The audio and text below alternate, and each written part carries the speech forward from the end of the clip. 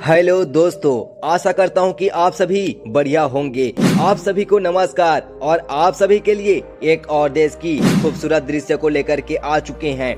दोस्तों, पूरे वर्ल्ड के पर्यटक दृश्य में इस देश को कोई भी पीछे नहीं रख सकता।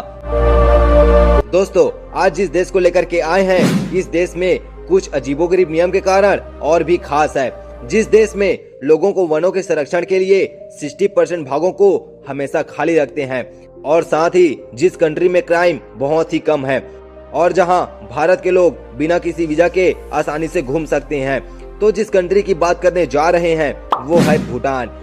और आप क्या जानते हो भूटान के बारे में? तो चले चलते हैं भूटान की एक छोटी सी सैर पर।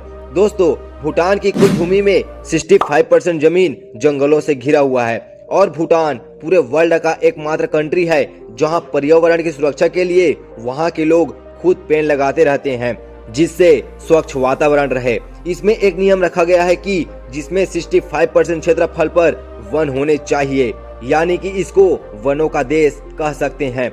दोस्तों, भूटान में क्राइम बहुत ही कम है जिससे भूटान 20 सबसे खुशहाल देशों में से एक है। दोस्तों, भूटान एकमात्र ऐसा देश है जहां प्लास्टिक की सामानें बनाना गैर कानूनी है। दोस्तों, भूटान उन देशों में से एक है जहां भूटान के लोग बिना किसी वीजा से भारत घूम सकते हैं और अगर भारत में कुछ काम भी करना चाहे तो वो अपने मन से काम कर सकते हैं। कुछ खास नियमों में से एक नियम ये भी है जिसमें अगर आप जानवर या पक्षी का शिकार करते हैं तो आपको जेल जाना पड़ सकता है। भूटान में प्रदूषण को कम करने के लिए लोग 80% भागों पर खेती करते हैं जिसमें सबसे ज्यादा जैविक खेती की जाती है। दोस्तों, भूटान की कुल क्षेत्रफल 38,390 वर्ग किलोमीटर है जो पूरा लैंडलॉक्ड कंट्री है। जिस कंट्री की पॉपुलेशन 7,27,145 है। दोस्तों, आपको नहीं पता होगा कि भारतीय वायुसेना ही भूटान की मदद करती है क्योंकि भूटान के पास न ही नौसेना है और न ही वायुसेना। दोस्तों, जहां हिमालय पर्वत की बात करते हैं तो नेपाल के बाद भूटान में सबसे ज्यादा हिमालय पर्वत श्रृंखला है। दोस्तों, भूटान के लोग येती यानी कि दैत्य पर विश्वास करते हैं। सन 1974 के पहले कोई भी विदेशी लोग भूटान नहीं आ सकते थे जिन पर पूर्ण रूप से प्रतिबंध था। दोस्तों, जब भी आप भूटान जाते हो तो आपको कहीं भी ट्रैफिक लाइट देखने को नहीं मिलेगा। एक नियम के अनुसार गाड़ी धीमी गति से चलानी है जिसका पालन सभी करते हैं। आपको बता दें कि भूटान राजशाही देश है लेकिन फिर भी यहाँ चुनाव लड़े जाते हैं जिसमें अहम रोल राजा का होता है। भूटान देश पूर्ण रूप से पहाड़ी जमीन से घिरा हुआ है और जहाँ दक्षिणी के कुछ भाग थोड़ा समतल भी है और जहाँ भूटान का आधिकारिक भाषा दोंगका है। दोस्तों, भूटान के लोग अपने घरों को ट्रक युग कहते हैं जिसका मतलब होता है बर्फीले ड्रैगन का घर और इसका वजह इनके घरों को बर्फ से निकलने वाले तूफान से बचाना है।